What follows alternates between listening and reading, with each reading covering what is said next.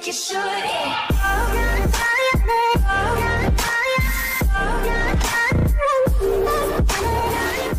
Salve galera, mais uma vez aqui o professor Chagas e hoje para dar continuidade ao nosso estudo do direito constitucional, hoje nós vamos estudar o tópico Poder Constituinte Originário, nossa aula 2. Antes de começarmos, eu quero convidar você que ainda não é inscrito, se inscrever aqui no nosso canal para você receber todas as notificações, todas as aulas que a gente for disponibilizando no canal, você receber a notificação. Se você já é inscrito, deixa o seu like, deixa o seu comentário. Se tiver alguma dúvida, deixa aí o seu comentário, que eu terei o maior prazer de tirar essa dúvida para você. Vem comigo, vamos entender aqui o poder constituinte originário. Como eu falei na aula anterior, para os senhores, nós estudamos o estado de natureza e o estado de sociedade. Depois nós estudamos a hierarquia das normas e fomos avançando. Agora nós chegamos a um estágio em que o homem começa a criar a realidade do estado no mundo jurídico, Como eu falei anteriormente, do processo histórico e sociológico. Agora é o homem criando o Estado no mundo jurídico, a sua jurisdição. Então vamos entender aqui, o Estado ele é composto por 3 elementos.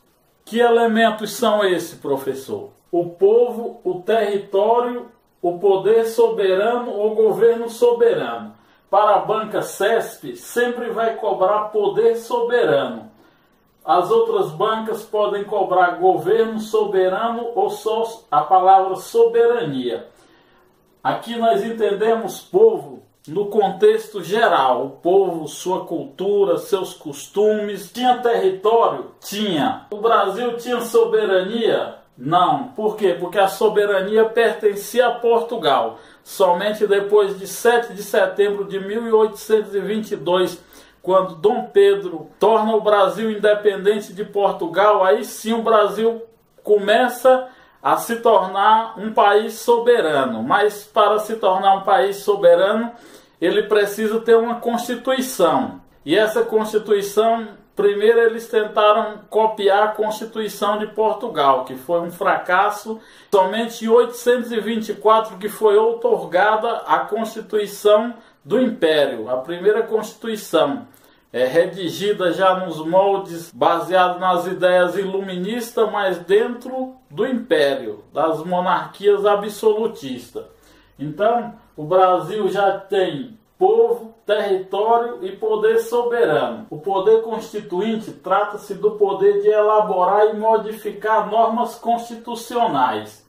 É o poder de criar uma nova Constituição, ou de criar um novo Estado, ou modificar uma já existente. Ou seja, um Estado ele pode ser criado a partir de uma revolução. Quando há um país já existente, ele precisa ou ser através da revolução ou através da independência pacífica, ou modificar uma Constituição já existente. Ela é a expressão da vontade suprema do povo, socialmente e juridicamente organizada. Aqui está baseado nas ideias de Carl Schmitt e nas ideias de Hans Kelsen. A vontade suprema do povo socialmente e juridicamente organizado. São duas as espécies de poder constituinte. Nós temos o poder constituinte originário e o poder constituinte derivado. O poder constituinte originário, por sua vez, ele também é chamado de poder de primeiro grau. Pode cair na prova poder constituinte originário ou poder de primeiro grau. É o poder de elaborar uma nova ordem constitucional, ou seja, criar uma Constituição nova dentro do processo histórico ou de substituí-la por outra, quando o Estado já existe. Ele tem 4 características. Ele é um poder inicial. Por quê? Porque ele não se fundamenta em outro. Ele é a base jurídica de um Estado. Ele é ilimitado, pois ele não está limitado pelo direito anterior. não tendo que respeitar limites postos pelo direito anterior. Ele é autônomo, ele também não precisa respeitar limites postos pelo direito anterior. E ele é incondicionado. Por que incondicionado? Porque ele não está sujeito a qualquer forma prefixada. Já o poder constituinte derivado, por sua vez, ele é instituído pelo poder constituinte originário, ou seja, é o poder constituinte originário que vai dar as diretrizes do que o poder constituinte derivado pode fazer, até onde ele pode ir. Então nós vamos entender aqui, o poder constituinte derivado, ele é subordinado ao poder constituinte originário e também condicionado, como eu falei para os senhores, porque é o poder constituinte originário que vai ditar as diretrizes até onde o poder constituinte derivado pode avançar. E ele subdivide-se em mais três subcaracterísticas. Por quê?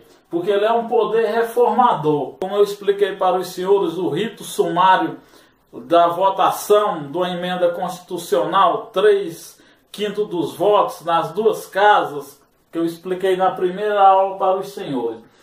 Ele modifica por meio de emendas. Como eu expliquei para os senhores, o rito sumário da votação de uma emenda constitucional, 3/5 dos votos nas duas casas, que eu expliquei na primeira aula para os senhores. Ele é um poder decorrente porque ele dá poder aos estados para criar suas constituições estaduais e municipais, a qual nós chamamos de lei orgânicas. As constituições dos municípios são chamadas de lei orgânicas, assim como a do Distrito Federal. O Distrito Federal é um ente sui generis, ou seja, diferenciado. Ele aglomera tanto característica de estado como característica de município. Ele pode fazer jus aos tributos estaduais como aos tributos municipais. Por isso ele tem essa característica única. E ele é um poder revisor. Por quê? Porque ele adequa a Constituição à realidade social. Ou seja, como eu expliquei para os senhores, que conforme o tempo vai mudando, é preciso que as leis sejam renovadas, que as leis sejam atualizadas para conter as condutas de alguns indivíduos. Em 88 não se tinha noção de informática. Então a Constituição não fala nada sobre informática.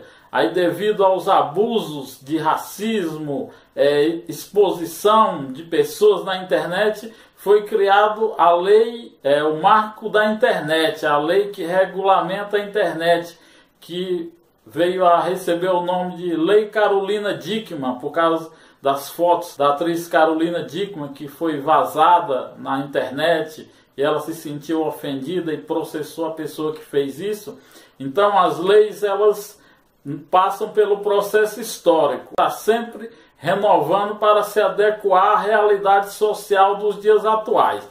E é isso aí, galera, essa foi nossa segunda aula de Direito Constitucional, o poder constituinte originário. Mais uma aula, espero que todos tenham gostado, fiquem todos com Deus, foco, fé e determinação para você alcançar o seu objetivo, que é o seu cargo público. Um abraço do professor Chagas e valeu!